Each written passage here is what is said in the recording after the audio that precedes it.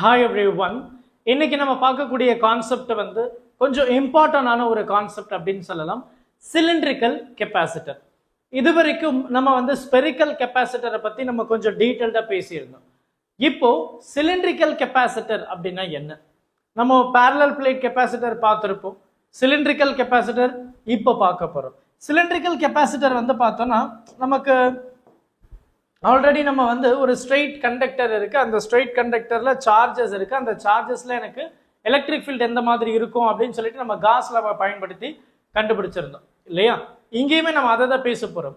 Cylindrical capacitor, அதாவது நம்ம spherical capacitor அப்படின்னு சொல்லும்போது ரெண்டு கான்சென்ட்ரிக் சர்க்கிள், அது கெப்பாசிட்டர் அப்படின்னு நம்ம பேசியிருந்தோம். அந்த இடத்துல நமக்கு வெறும் ரேடியஸ் மட்டும்தான் இருந்தது. லைக் இதோடைய ரேடியஸ் வந்து நம்ம ஏன்னு சொல்லியிருந்தோம், இதோடைய ரேடியஸ் வந்து பீன்னு சொல்லியிருந்தோம். இன்சைடு எனக்கு எலக்ட்ரிக் ஃபீல்டு இருக்காது, அவுட் சைடு எலக்ட்ரிக் ஃபீல்டு இருக்காது.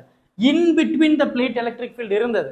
எலக்ட்ரிக் ஃபீல்டுக்கும் அந்த ஏரியா வெக்டர் டிஆர், அதுக்கு இடையில இருக்கக்கூடிய டிஸ்டன்ஸ் விச் மீன் ஆங்கிள் நம்ம 180 டிகிரின்னு சொல்லியிருந்தோம்.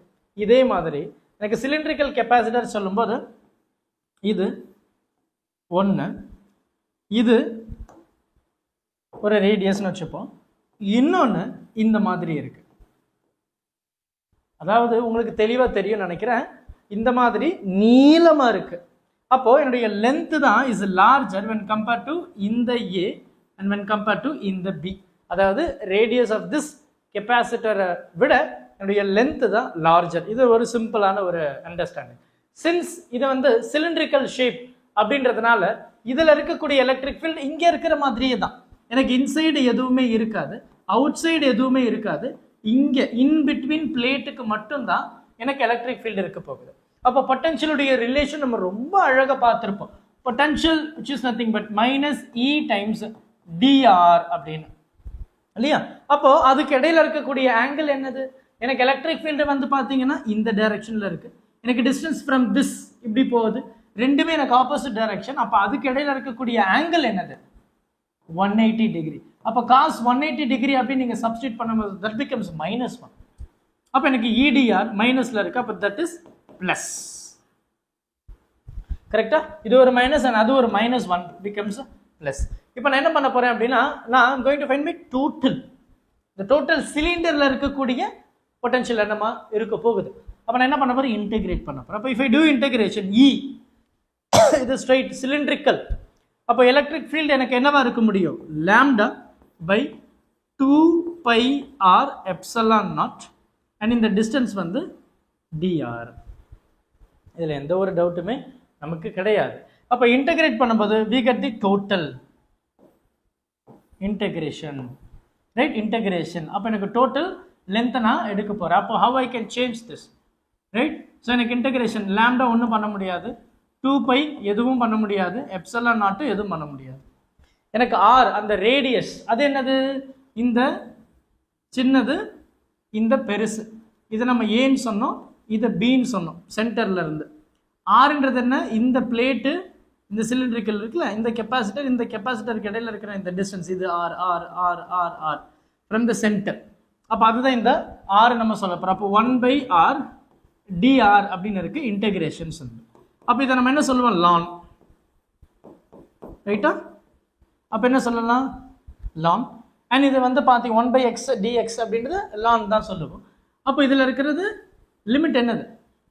இந்த இது ஏ, இந்த இது பி. அப்போ ஏ டு பி தான் என்னுடைய லிமிட்டா இந்த இடத்துல நம்ம வந்து பேசுகிறோம். அப்போ if I do so, your term is nothing but v is nothing but lambda by 2 pi epsilon naught upper limit and lower limit b minus a. இதை என்ன சொல்லலாம்? lambda by 2 pi r epsilon naught ln b by a. சிம்பிளா என்னுடைய v நான் இப்படி represent பண்ணலாம். எனக்கு என்ன வேணும்? கெப்பாசிட்டன்ஸ் வேணும். கெப்பாசிட்டன்ஸ் நமக்கு ரொம்ப தெளிவா தெரியுமே. Capacitance C is nothing but Q upon V. இது என்னது? சிலிண்ட்ரிக்கல். அப்போ அதில் இருக்கக்கூடிய சார்ஜ் என்னவா இருக்க முடியும்? Lambda times L, linear charge density. And இது என்னது? Lambda by 2 pi epsilon naught ln b by a. இங்க பாத்தீங்கன்னா இந்த லாம்டாவும் கேன்சல் ஆயிடுச்சு. அப்ப என்னுடைய கெப்பாசிட்டன்ஸ் பாருங்க C which is nothing, இந்த 2 பை கீழ இருக்கு, மேல போயிடுச்சுன்னா 2 பை எப்சிலான் நாட் அந்த L divided by ln B by A. இது வந்து என்னோட சிலிண்ட்ரிக்கல் கெப்பாசிட்டர்ல இருக்கக்கூடிய கெப்பாசிட்டன்ஸ்.